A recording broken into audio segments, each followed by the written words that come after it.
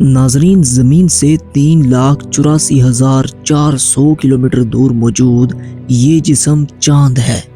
زمین سے باہر یہ سب سے قریب موجود جگہ ہے جہاں پر ہم لینڈ کر سکتے ہیں۔ کہا جاتا ہے کہ کروڑوں سال قبل یہ چمکتا ہوا خوبصورت چاند کبھی زمین ہی کا حصہ ہوا کرتا تھا۔ دوستو، چاند کو لے کر کے صدیوں سے انسان بہت پرجوش رہا ہے۔ رات کو کھلے آسمان میں اسے دیکھ کر کے نہ صرف ایک ناکام عاشق کا خون جوش مارنے لگتا ہے، بلکہ اسے دیکھ کر سمندر کی لہروں میں بھی تیزی آ جاتی ہے۔ کہا جاتا ہے کہ بنی آدم یعنی انسان نے ہمیشہ چاند کا ایک ہی روپ دیکھا ہے۔ ہم نے ہمیشہ اس کی سامنے والی سائیڈ ہی کو دیکھا ہے، اس کی دوسری سائیڈ کو کسی انسان کی آنکھ نے آج تک نہیں دیکھا۔ دوستو، اگر یہ چاند نہ ہوتا تو شاید زمین پر زندگی کا وجود کبھی ممکن ہی نہ ہو پاتا۔ آئیے جانتے ہیں کہ کروڑوں سال پہلے چاند زمین سے کیسے جدا ہوا تھا اور مستقبل میں انسان اس پر کیسے زندگی کو ممکن بنائیں گے۔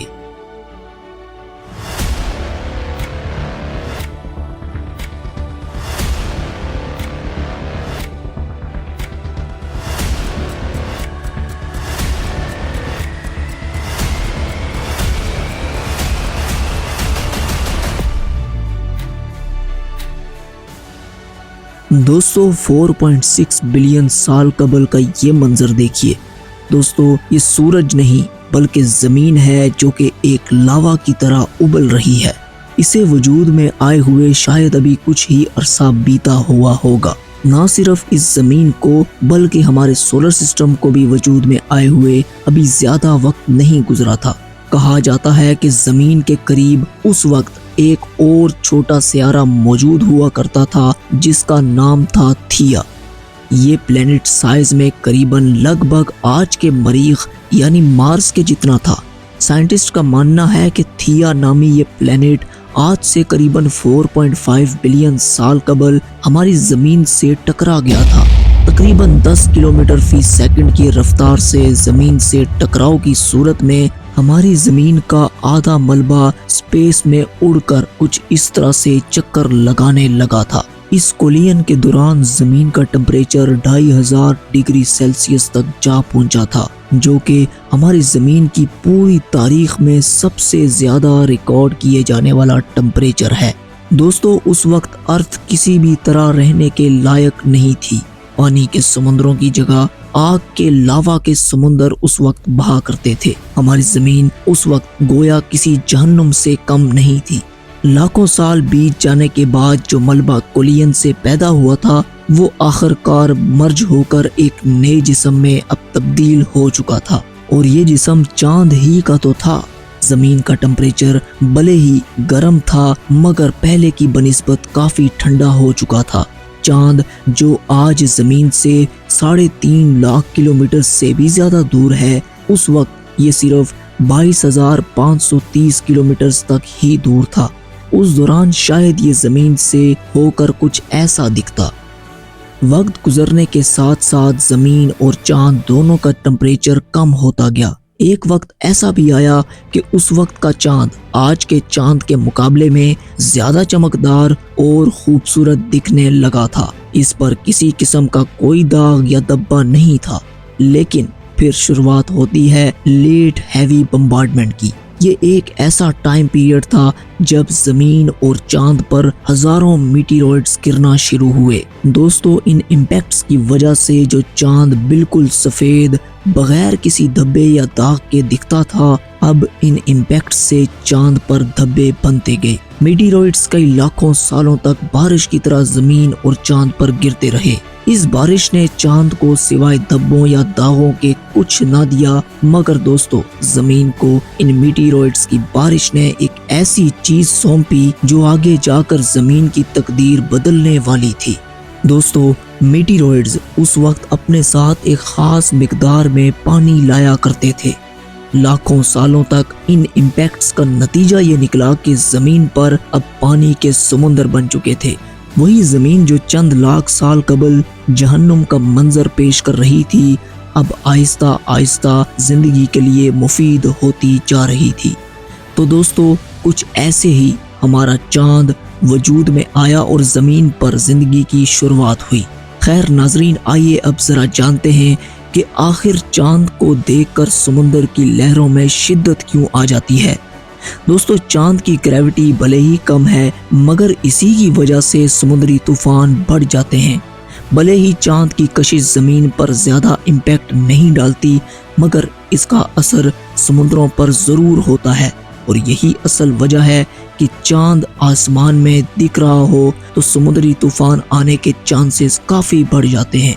ना सिर्फ चांद ही की ग्रेविटी का असर ज़मीन पर देखने को मिलता है, बल्कि हर साल ज़मीन की ग्रेविटी की वजह से चांद पर कई ज़लज़ले आते हैं जिन्हें हम मून क्वेक्स कहते हैं। इसके अलावा चांद का टेम्परेचर, जो कि दिन के वक्त 100 डिग्री सेल्सियस से भी बढ़ जाता है, वहीं ये रात को -130 डिग्री सेल्सियस तक गिर जाता है। ज़मीन पर अंटार्कटिका सबसे ठंडी जगह है, जहां का टेम्परेचर एवरेज -90 डिग्री सेल्सियस तक होता है, जो कि रात के वक्त चांद के टेम्परेचर से भी काफ़ी गर्म है।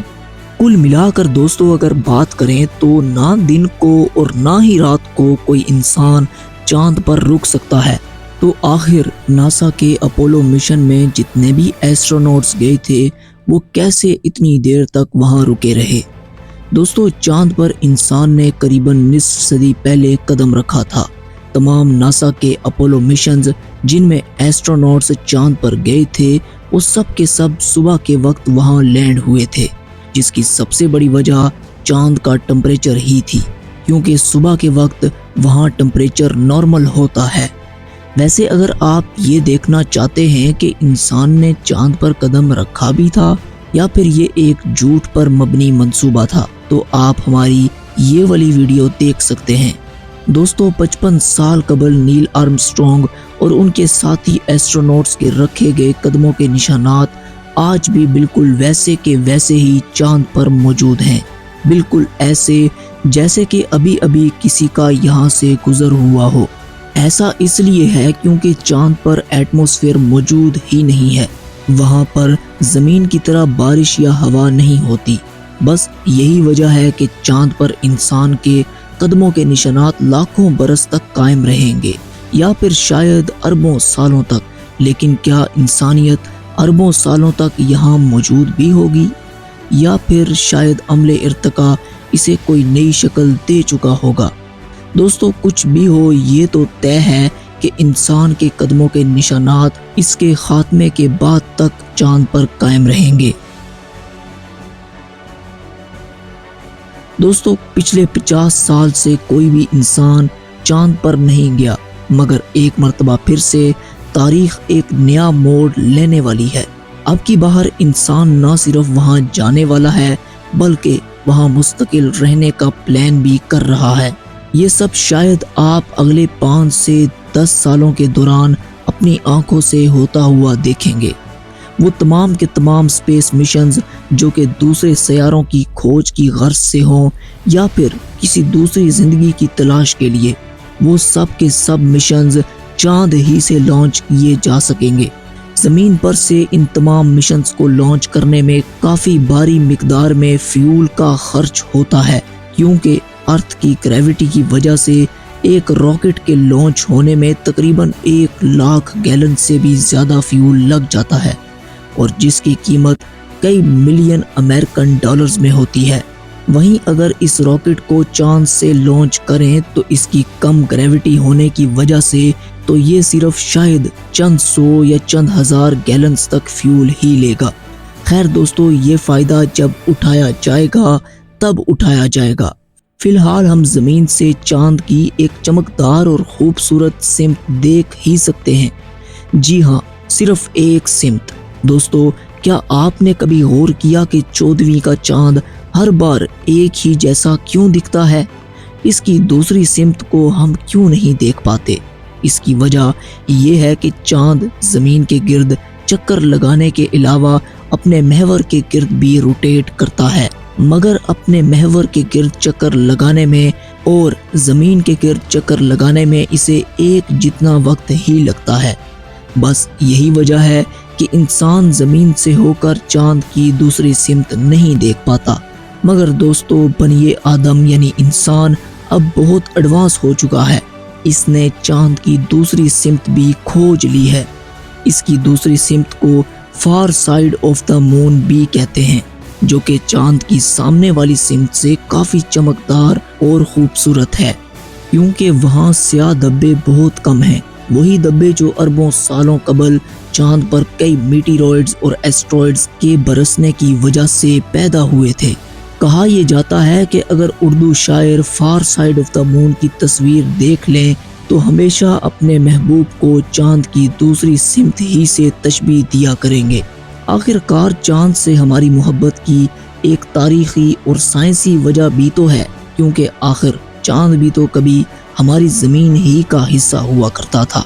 मगर अब चांद भी हर साल हमसे 1.5 इंच दूर होता जा रहा है। अगर यही रफ्तार रही तो ये 50 अरब साल के बाद ज़मीन से नहीं दिखेगा।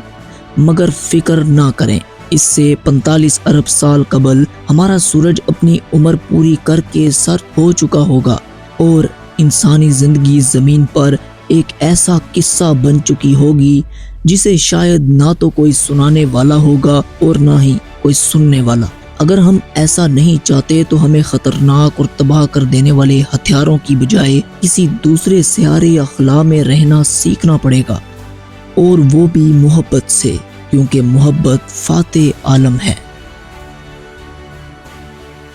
दोस्तों, ये थी हमारी आज की वीडियो। अगर आप ये जानना चाहते हैं कि कायनात में हमारे अलावा क्या कोई और मखलूक भी आबाद हो सकती है, तो आप ये वीडियो देख सकते हैं। और जाने से कबल हमारे चैनल को सब्सक्राइब करना मत भूलिएगा।